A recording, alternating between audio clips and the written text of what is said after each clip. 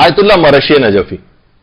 یہ واقعہ خود آیت اللہ مرشی نجفی نے سنایا اور فرماتے ہیں کہ آیت اللہ شیخ مرتضی حائری یزدی، شیخ مرتضی حائری یزدی کا جب انتقال ہوا تو آیت اللہ مرشی نجفی کے خواب میں یہ آئے اور کافی تفصیل سے اپنے حالات کو بتایا.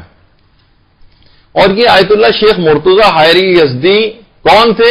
یہ آیت اللہ شیخ عبد الکریم حائری کے بیٹے تھے، جن کا ابھی اس سے پہلے بھی تذکر آیا تھا، جنہوں نے حوزہ علمیہ قوم کی بنیاد رکھی. اور آیت اللہ شیخ عبد الحائری یزدی امام خمینی کے بہت ہی قریبی افراد میں شمار ہوتے ہیں. امام خمینی کے جو بالکل برابر میں بیٹھے ہوئے ہیں سیدھے ہاتھ پر، یہ آیت اللہ شیخ عبد الحائری یزدی. اور اس قدر ان کی آپس میں قربت تھی کہ امام خمینی نے اپنے بیٹے مصطفیٰ خمینی کی شادی مرتضی حائری یزدی کی بیٹی سے کی تھی. تو اس لحاظ سے مصطفیٰ خمینی جو امام خمینی کے بیٹے جو انہیں عراق میں شہید کر دیا گیا تھا، ان کی جو زوجہ تھیں وہ آیت اللہ مرتضی حائری یزدی کی بیٹی تھی. تو آیت اللہ مرتضی حائری یزدی، آیت اللہ مرشی نجفی فرماتے ہیں کہ جب ان کا انتقال ہوا تو میں نے اس رات آیت اللہ مرتضی حائری یزدی کے لیے نماز وحشت قبر پڑھی اور سورہ یاسین کی تلاوت کی اور اس کا ثواب ان کی روح کو ان کو ہدیہ کیا. اچھا، اس کے صرف چند راتوں کے بعد ہی میں نے ان کو خواب میں دیکھا اور خواب میں مجھے اچھی طرح معلوم تھا کہ ان کا انتقال ہو چکا ہے، اور مجھے اس بات کا تجسس تھا کہ میں آیت اللہ مرتضی حائری یزدی سے پوچھوں کہ مرنے کے بعد ان کے ساتھ کیا ہوا. تو میں نے کہا کہ آغا یہ آپ کی مرنے کے بعد کیا ہوا، حالات کیا رہے؟ تو مجھے ان کی حالت سے دیکھ کر لگا کہ آغا حائری بہت خوش ہیں، اور انہوں نے کہا کہ بہت سے مرحلوں سے گزر کر میری روح میری جسم سے باہر آئی اور بہت آہستگی کے ساتھ جسم سے نکل گئی، اور جب مجھے قبر میں رکھا گیا تو میں نے اوپر سے اپنے جسم کو مکمل طور پر پہلی بار دیکھا. جب روح جسم سے الگ ہو جاتی ہے اور جسم پڑا رہ جاتا ہے تو روح اس کو دیکھتی، تو میں باہر سے مکمل طور پر اپنے جسم کو دیکھ رہا تھا. میں مبہوت ہو کر رہ گیا اور دل میں ایسی غمزدہ کیفیت طاری ہوئی کہ میں قبر کے کونے میں غمزدہ بیٹھ گیا. قبر کی پائنتی کے پاس سے اچانک سے مجھے کچھ خوفناک آوازیں آنا شروع ہوئیں. بڑا تفصیلی خواب آیت اللہ مرشی نجفی نے ذکر کیا. بہت خوفناک آوازیں آنے لگیں، بہت نامانوس آوازیں تھیں. میں نے اس سے پہلے کبھی اس طرح کی رونگٹے کھڑے کر دینے والی آوازوں کو نہیں سنا تھا. اچھا، جو مجھے دفن کر رہے تھے ان میں سے کسی کو کوئی خبر نہیں تھی کہ یہ کیا کیسی آوازیں آ رہی ہیں. وہ اپنے کاموں میں لگے ہوئے تھے تدفین میں. تو میں نے دیکھا کہ ایک ویران اور بیابان سی کسی جگہ سے دو افراد آتے ہوئے نظر آ رہے ہیں جن کے جسم آگ کے بنے ہوئے ہیں، اور آنکھوں سے شعلے اس طرح سے نکل رہے ہیں کہ میں ان کے چہرے کی بھی شناخت نہیں کر پا رہا تھا. دونوں آپس میں بات چیت کر رہے تھے اور میری طرف اشارہ کر کے جیسے میرے متعلق کچھ بات کر رہے ہیں. میرا خوف بڑھتا ہی جا رہا تھا. میں چیخنا چاہتا تھا لیکن آواز میرے حلق سے نہیں نکل رہی تھی، یعنی صرف میرا منہ کھل رہا تھا اور بند ہو رہا تھا لیکن آواز نہیں نکل رہی تھی.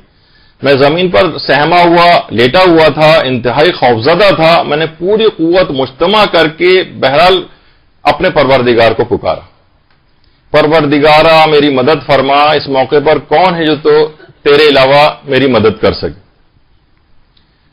اور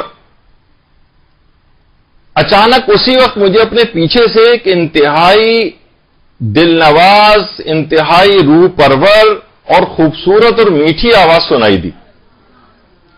میں نے مڑ کر دیکھا تو پیچھے کی طرف مجھے ایک روشنی سے نظر آئی. دونوں آگ کے بنے ہوئے وہ جو اشخاص آ رہے تھے وہ اس روشنی کو دیکھ کر مجھ سے دور ہونا شروع ہو گئے، یہاں تک کہ دور ہوتے ہوتے اتنا دور چلے گئے کہ وہ بالکل غائب ہو گئے. میں نے سکون کا سانس لیا تو دیکھا اس روشنی کے اندر سے ایک نورانی شخصیت باہر آئی.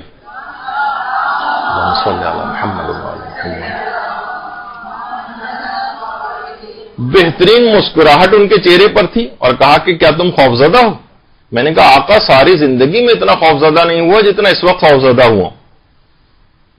اگر آپ نہ آتے تو نہ جانے میرے ساتھ کیا ہو جاتا. لیکن اس کے بعد فرماتے ہیں کہ میں نے خود ہی ہمت کر کے پوچھا آغا آپ کون ہیں؟ تو اس شخصیت نے بہت ہی محبت اور شفقت کے ساتھ مجھے دیکھا اور کہا کہ میں علی ابن موسیٰ رضا علیہ الصلوۃ والسلام